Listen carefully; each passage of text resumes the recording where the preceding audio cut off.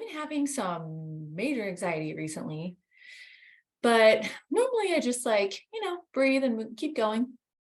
Sure. And it's just like life is like super speed. And we just added, like every kid is in a sport right now. Thank goodness only one sport per kid.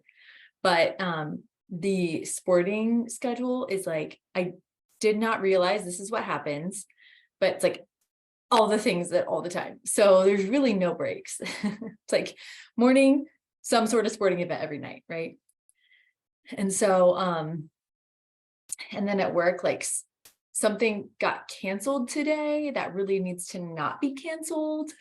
And so I've been working all day to try to fix it and like uncancel it. And so I've just been like, so the anxiety is like worse. It's like my chest, like I can't take a deep breath. I'm like, and so then this morning actually was arena date. Those are so good. And Always. it's, I was just like, yeah, it's exactly what I needed to hear. It's funny what you said, Bri. You said, I'm coming to terms with the fact that I'm not superhuman. And that is exactly the outcome of our conversation today. The modern woman knows how powerful she is and creates her world with passion. She's intentional about how she leads her life, who she supports, and who she brings around her. She's not afraid to dream big. She defines success for herself and pursues what's on her heart. Even when we don't have all the answers. She's like, I identify with you because I was the same way at your age. She doesn't seem that much older, but she's like so wise. So she like has totally been there. Yeah. And she's like, I was this way at your age. She's like, do all the things, achieve all the things. She's like, but you also can't quite come to terms with the fact that even though you can do all the things, doesn't mean that doing all the things is helpful for you. And she's like, we've had this conversation like all the time for years. She's like, I just don't know why you can't come to terms with your humanness. I was like, yeah, I don't know either.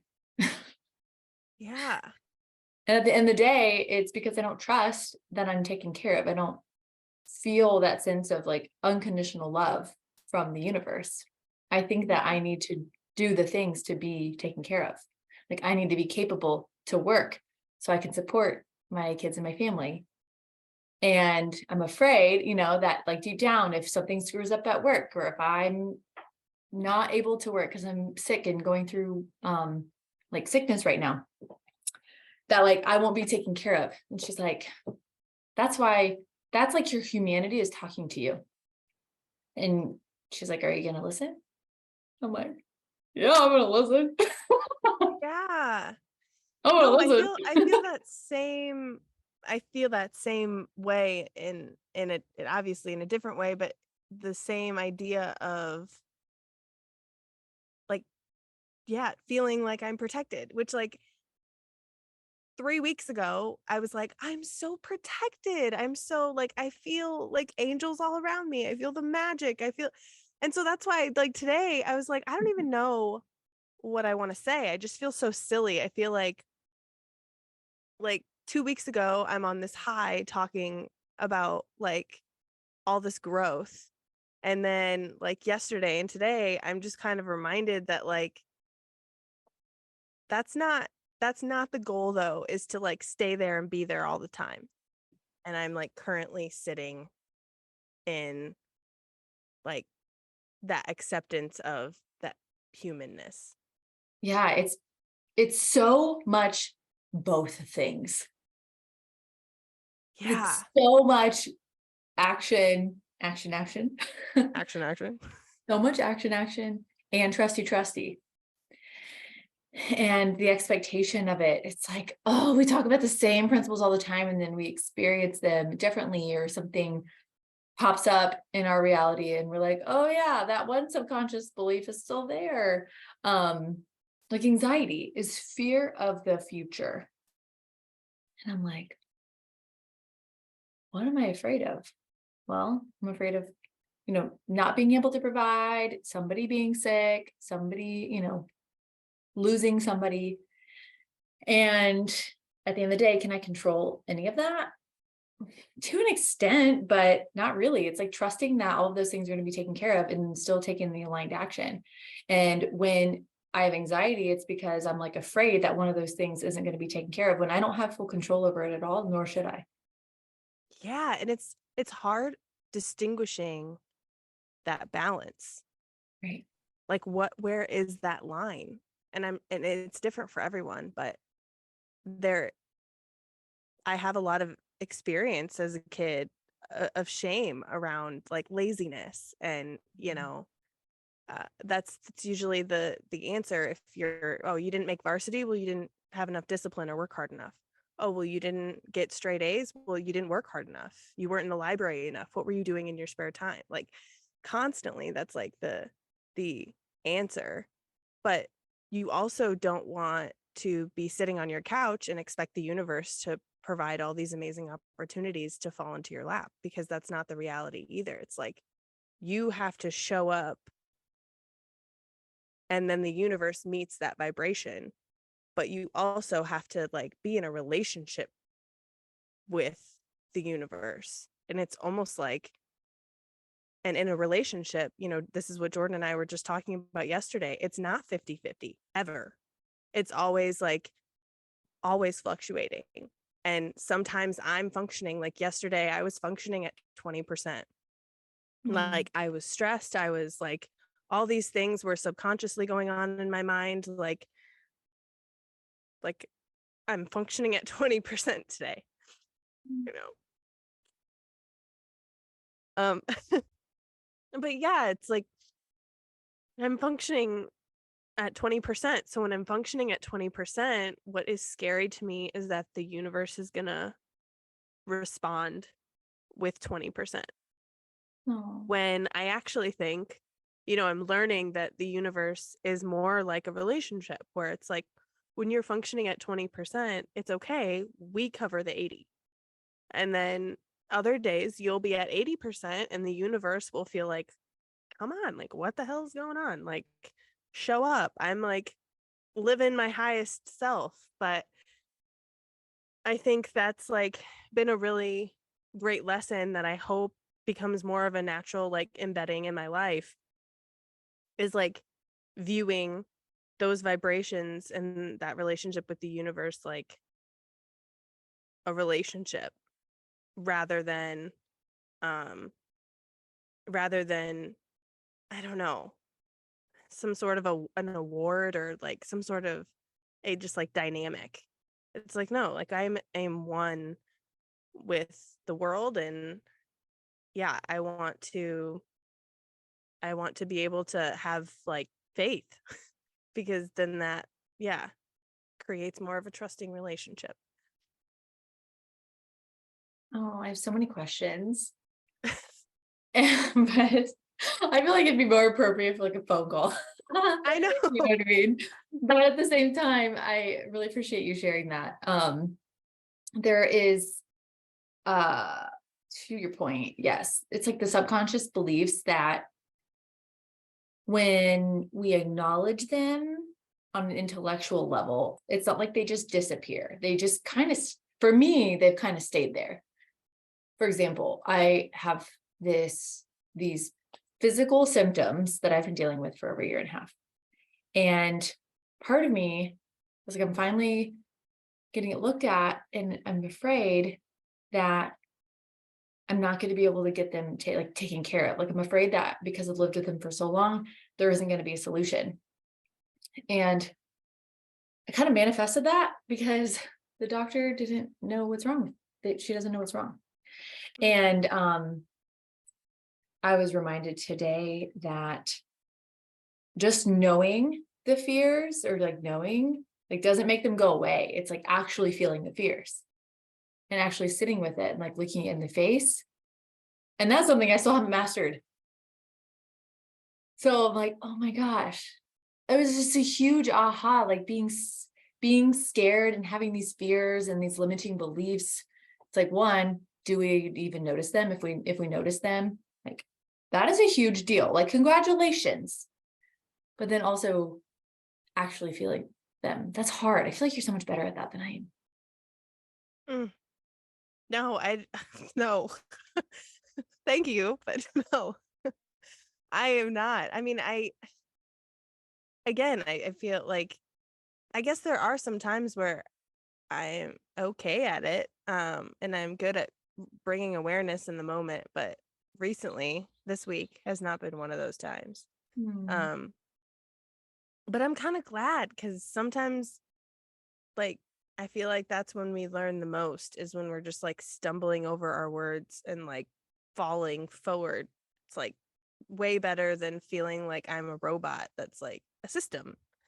And it's like, that we're not systems, we're humans. And like, I can probably bring awareness to a lot of, maybe, and bring a like a reason and put words to why I'm feeling certain ways. But I bet there's like a whole bunch. In fact, I know there's a whole bunch that I'm not able to bring awareness to. I think I just heard that on a podcast recently, that we function like 10% intentionally and 90% of our lives subconsciously. And so I'm like, oh, whoa. So there's probably 90% of gunk going on that's also adding to why I'm feeling the way I'm feeling. And so I think just understanding that too, like, lifts a little bit of expectation into how I show up, because it's like, you can do the best you can and still have a hard day, and that's okay. And Yeah. we talk about that. We talk about it being okay. And I need to have that on repeat, apparently. Don't we all? You know what's really good for this kind of work? A really long flight that doesn't have Wi-Fi. There you go. Guess who's bringing her journal? This girl. Flights are the best for that. I like look forward to long flights across the country for that reason. Yes. I feel too, when I'm in the air, unstoppable. Like, the second we take off, I usually have my ear pods in and I'm listening to like the most empowering, like, female pop anthems on my playlist. And I just feel like I can take on the world. And yeah, so like, insights and clarity come to me in that state. And so I am very excited to be there and be writing things down in less than 24 hours. Oh, yes. It's all the air sign in you. Yes, 100%. Yeah, Come alive in the air. That I makes do. sense. Mhm. Oh, I love that. And honestly, oh my gosh, I will be brief on this, but I'm so freaking excited to see you. Me too. It's Me too. gonna be good. It's gonna be so Um, good. So yeah. yeah, so you found out your results, and Mm. she doesn't know. I mean, is there a follow, like, is there a Yeah, follow-up? there's a follow-up. Okay. There's more testing. But it was interesting because my thought was, so for the last year and a half, I've tried a lot of things. And when none of those things solved my challenge, I was like, okay, like, let's go to somebody else, right? And she's with somebody else. I trust her. I think what she's doing is really fantastic work. But after initial testing, she's like, I have all this data on you, yet nothing points to the root cause. I can kind of get a sense for what is going on, but I have no idea how to help you treat it because it's everywhere. Like she said, basically your body's tired, Mm-hmm. like on a cellular level, and it's not producing what it needs to produce in order for your immune system to function in a healthy way. And so hearing that was actually confirmation of my intuition, because I knew it. And I actually told her that on the intake. I was like, I think this is what's going on, but I don't know why. And she's like, okay. She's like, you're right. I was like, oh, I'm not like a medical person. So anyway, yeah, she was just like, more testing if you want. I'm like, yes, I'm here, might as well keep going. And at the same time, I manifested that because in my subconscious, I'm just like, oh, this has been going on for so long. What's comfortable and what's safe is for me to live with this like sickness. But what's uncomfortable is actually what I want. Like the new challenge is to be healthy again. And so my body's just been like trying to keep itself safe. And I'm like, no, that's not actually what I want. And Yeah. so like, this is where the affirmations come back in. This is where the mantras come back in. This is where the reprogramming and the reframing needs to happen. And it's just like a work in progress. Like I'm very much in the work. Yeah. Because like mentally and like consciously I can be like, oh, I want to be healthy. Like I want to have energy and I want to be able to do these things while feeling well. But my body's like, no, it's not. Yeah. For some reason I'm holding on to it. So like the work is figuring out what that reason is. And then, or maybe not even figuring out the reason, just like acknowledging the fact that I'm holding on to it, feel that, and then reframe a lot. Reteach myself that I want to be healthy. Yeah. And maybe, I mean, to your point, maybe this is a lesson of like letting go and letting other people, you know, like your job is to show up and you're doing that by getting testing, and the universe is gonna take care of you.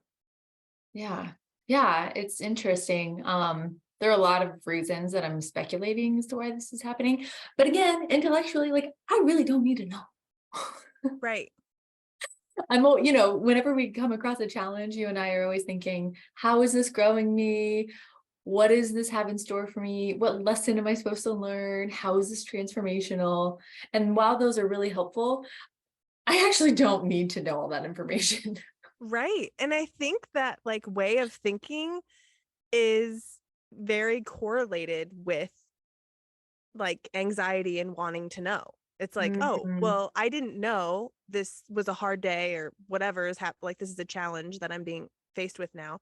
So I think part of, at least for me, being so invested in personal development and personal growth, I think has a lot to do with wanting to know the answer, or like wanting to be better. So then next time I know more, rather than just being like, yep, this was hard for me.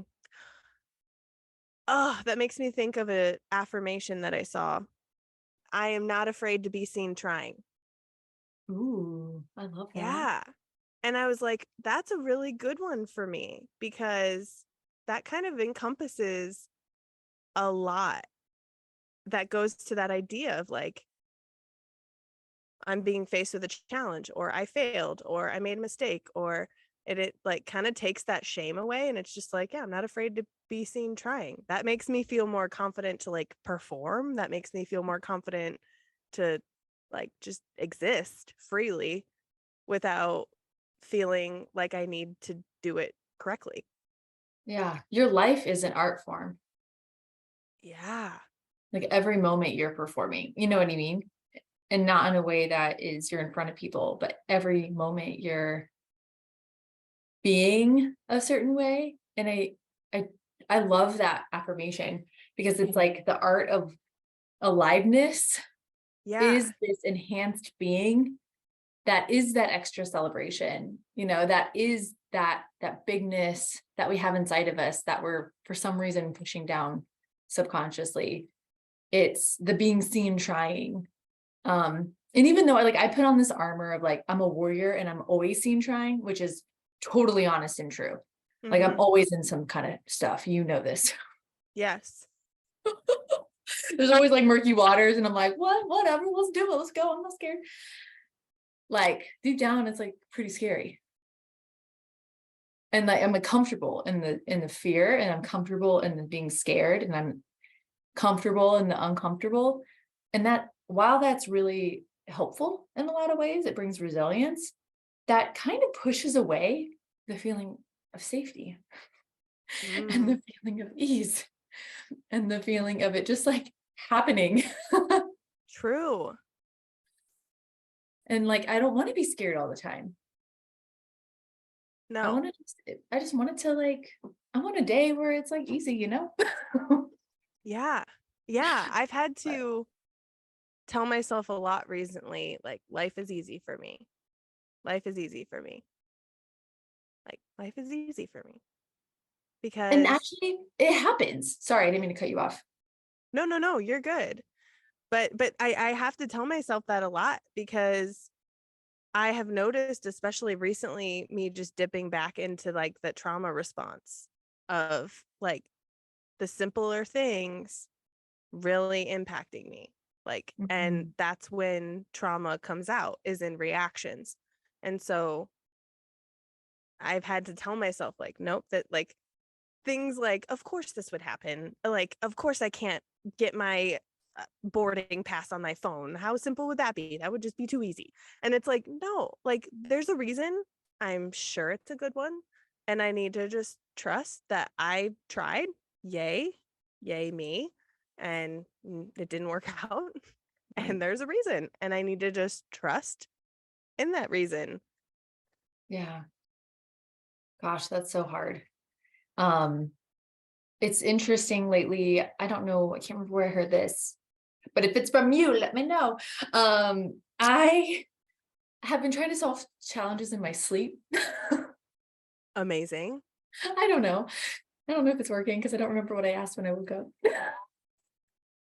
Like right before I go to sleep, and I'm almost asleep at this point, I ask myself a question like, what is the simplest way to blah, blah, blah?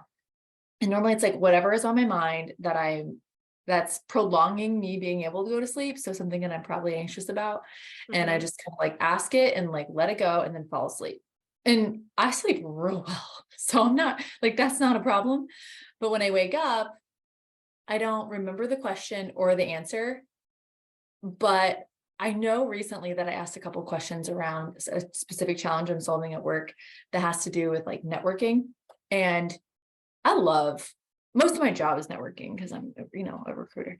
So it's so fun though, that those things do tend to get solved like without me knowing the answer mentally. So I don't know if this is that practical, but I'm going to try it again tonight and see.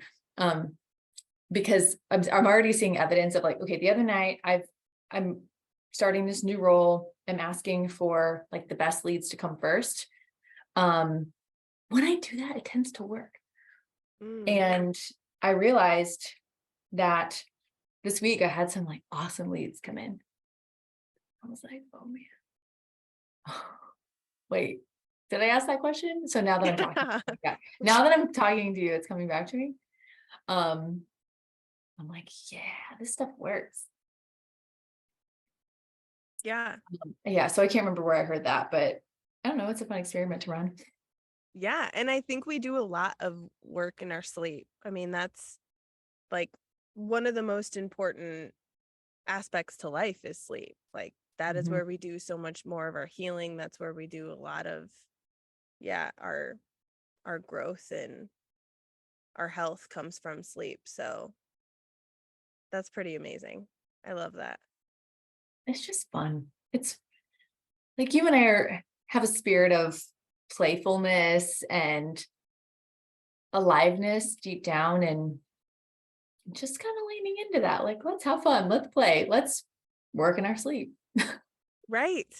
Yes. Hey, how about do this job for me? I feel like I'm talking to AI, you know, because like, hey, write this thing for me, which doesn't work, by the way. Maybe I'm not good at AI yet, but for me, AI doesn't know my voice, which I'm fine with being original. You know what I mean? Right. 100%. Yeah. Oh, I saw something on LinkedIn the other day that was like, Chat GPT is not you or something, or can't be you or something. And I was like, yeah, I love that. It's good. Yeah, it's good at a lot of things, but writing in my Yeah. voice, But I I haven't think, tried that hard, but I just like, oh, try to write like me saying this. And it was like, nope, not at all. yeah. And I think there's a lot of fear around like AI coming out and chat. Yeah, all that. I think there was a lot of just fear around change and technology advancements and what that's going to do to the industry and all these things. But I I loved that validation of just like, no, like we are always, as human beings, like we are truly magical, and there we can never be replaced. Like Mhm. our voices can never be replaced. It can be helpful. We're always going to come up with new resources that are going to help advance and be more efficient and scale. But I think, yeah, we as human beings like always show up. Mhm. Yeah, it's cool to see the advancements that are out there, and there's some like coaching stuff that I'm like, oh, that is cool. Yes. From a scaling perspective, so helpful. From an automation perspective, it's super helpful. From a creativity standpoint, I think AI can definitely initiate creativity and like enhance creativity, but it's not creativity. True. Creativity is this magical force of nature that none of us can put in a box. 100%. 100%. Yeah. I'm so excited to see you. I know so many things.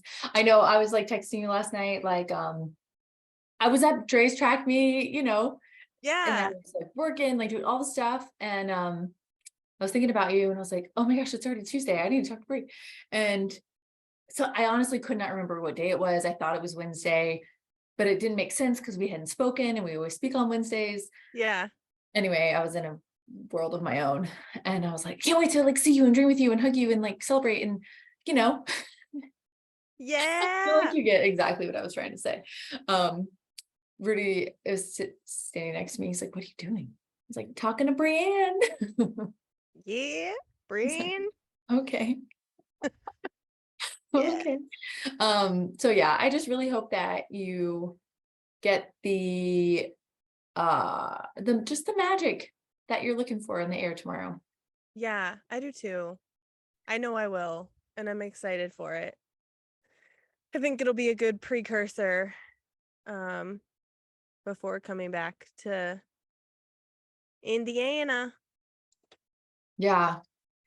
Um, yeah, I don't know, creativity to me, we've talked about this a lot recently, but um my intention for this year, aside from being connected, which is kind of creativity, because when you're connected with yourself and your higher self, you're more creative. But I've been like learning more about how to be more creative. It's about play and all that stuff. But like the asking yourself a question thing and then waiting on it or doing something else. And I know this is really like low level, people solve problems in their sleep and in their workouts and in their day to day all the time. But it's really interesting how much faster things are coming to me.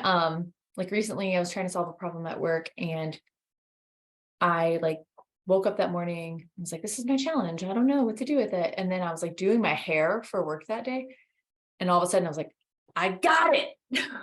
This is the answer. And then I went and like talked to like one of my colleagues and they're like, yeah, of course, like great idea. And then I talked to another one of my colleagues and they're like, yeah, go for it. Like, of course. No, I don't need their permission, but I work very collaboratively. And the impact of what I'm doing affects not just me. And I work with really smart people who have experience in, what we're doing. And so then I finally went to go do it and I was like, yeah, just like trust yourself. It's okay. Ah, how good did that feel?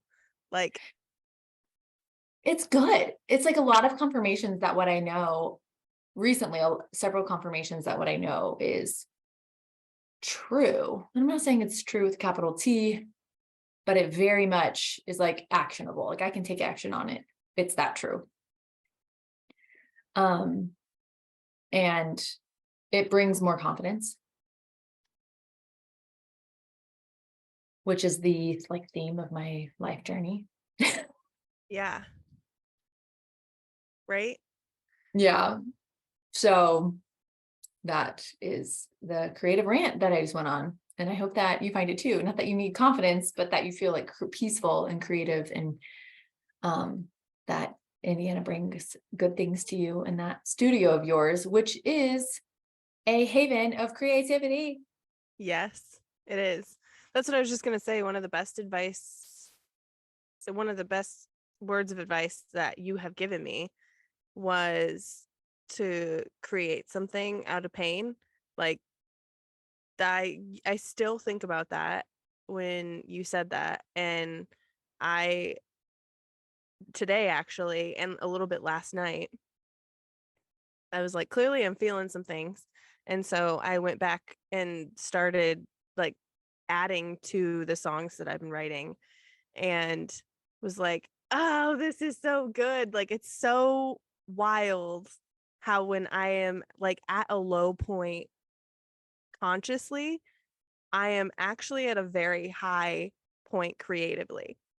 I don't know. I just, when I feel stuck in life, like logically, I feel like I flow really well creatively and as a musician and songwriter. And so that's what I did. And sure enough, it definitely gave me more confidence, and I got excited, and I was like, oh, this is so good. Oh, I can't wait to record this. I can't wait to put this song out. And yeah, and I'm so fortunate that this trip is gonna incorporate creativity too. And yeah, that's the whole purpose of it, is to Yeah. be creative and be in the studio and do what I love to do. So Oh my gosh, so fun. Do you think that one of the reasons why when we're more emotional, usually low, that, we have more creativity is because we have more of a dependence on the universe to take care of us? yeah, because it's almost like a release. Like it's like a vulnerable state. And so I think, yeah, I that's really profound. I bet you're right. I mean, I'm sure there's a link and a correlation. Um, and I mean, I guess that's what we're learning too in our life, is when we play more, I mean, that's a state of vulnerability. That's a state of release. Mhm. When we're silly, when we dance, when we are just existing without like consciously thinking about how is this impacting the person I'm with, or what are people looking out their window going to think? What are, when we're not just like, when all those variables are eliminated, I feel like our like true selves get expressed. And I think that's something that has a lot to do with conditioning throughout life. And we kind of like, as we get older, kind of shut that down a little bit more. I think it's all connected and wired for sure. Yeah, that's a really good observation. I don't know. I just was thinking that when I'm low emotionally, I just have this like, I don't know if you feel this way, but it's like so sad. Like I get so sad, and it's like this just like, oh my gosh, am I ever gonna be happy? Like this like total dramatic place that I go. And I'm like, am I ever gonna like, you know, all these things that I'm sad about, which honestly, I'm probably sad about nothing and all the things all at once. It's truly an emotional wave. All the emotional wave people out there get it. Yes. I think that's why satire is so popular. Yeah, you're totally right. I know what you mean. I like all the memes and the skits and the shorts. I'm like, totally Yes. relate. And that's why people love it. Because they Yes. relate so deeply. Yes. At the same time, it's like light and funny, so they can handle it. Like they can digest it easily. Yes. Yes. I think you've taught me that too. Not to be sarcastic about our lives, but to be lighthearted and I'm pretty, playful. yeah. Because those memes, I actually used to get like triggered by those memes because I've been such a deep person my whole life. So like what lights me up is literally sitting down for 4 hours and like unpacking trauma, and like that is my love language. But I it takes a lot to even get there and have like a fulfilling conversation. Like you have to also be one of those spiritual beings who are very invested in your personal growth and reflection and all the things for you to also enjoy the conversation. But I say this all to say that I have released that. I've been growing in the sense that I have been more playful. Like I, even in times when we would be talking, I would say something and your response would be very light and just like buttery and playful and wonderful. And I would just be like, okay, yeah, and like keep a response of like it being serious when like no, I don't know, I don't want to be so serious. And so I've also, I don't know, I've also felt very grateful that I've learned that, and I am excited to be around you for that and many other reasons, but to be in the same room with you again to also experience more of that just like light and playfulness, because it's so important. And I'm thankful that you are teaching me that. Oh, that is so sweet. I think that, okay, huge compliment, Bri. Thank you. I think that was a deconditioning, like it came out after some deconditioning. You know what I mean? I don't know, because it's like I've I've I've been pretty somber in my life, and there are times to be silly and playful, and I think I'm like learning like which ones are which. I don't know if I don't need to know the reason why, but definitely Leo in my 12th house, the house of the subconscious, the playful my subconscious house is a playful house, which is funny because like subconscious is normally like deep introspection, and I'm just like la da da da da, it's fine. But also really important that I don't bypass that. Like anything hard, I never want to bypass, whether somebody's telling me something hard or I'm telling myself something hard and like trying to realize something in myself. So I do have the I don't know. I can tend to bypass things sometimes. So I think the balance needs to be there too, where I can be like, really need to talk through that. You want to talk through that one? Oh, you don't want to talk through that one? Okay, let's be silly about it. Like, Right. True. No, that's a good point too. I mean, definitely there's a scale to have a balancing act. It's a balancing act for like, yeah, you want to be lighthearted. You don't want to like take life too seriously, but also when serious things happen, like you should let yourself feel that in the moment. And then, yeah, I rather than love, just, I love you said one of your love languages is having a deep conversation. I mean, I think that's one of the reasons why you and I connected so instantly, because we both are that way. I don't know if this happens to you, Bri, but do you ever notice yourself like when you're meeting with somebody that you don't know as well, or starting to like go there with people, and you like notice that they're starting to take like some of your hints about a deeper conversation, and they start to go there, and you're like, oh, we go there? Like, oh, yeah, stop me up. And then like when you do finally get to go there, the other person's like, oh, I didn't realize like how deep this goes. And you're like, yeah, maybe this is where I'm comfortable. yes, 100%, 100%. And usually like, I don't know, typically it's not super common for them. Like it's a little foreign to be And you're like, like, okay, oh, like, do I want to share this deeply? What are you going to do with this information? Like, yeah. And it is like, I thrive in those scenarios to just be like, you are safe. Like, I will listen very intently. I I will can hold create this reason. space. It doesn't need to go in. Yes. Yes. That's definitely a 100%. zone of genius for us. And so it's so fun when somebody new, I'm like, oh my gosh, they have no idea what it's doing to us internally. No. But I love it. I I love know. it. They'll I be like love it. between you and me, but blah, blah, blah, blah, blah. I'm like, okay. And they're like, that's it. I'm like, yeah, it's like, feel free to share more, but like, no pressure. And they're Yeah. like, blah, blah, blah, blah, blah, blah. Yes. You're like, 100%. all And I right. love it. I think I get so excited about it too because I know the impact it has. Like I don't know. I think we've both felt the impact by expressing ourselves. And so to see someone experience that,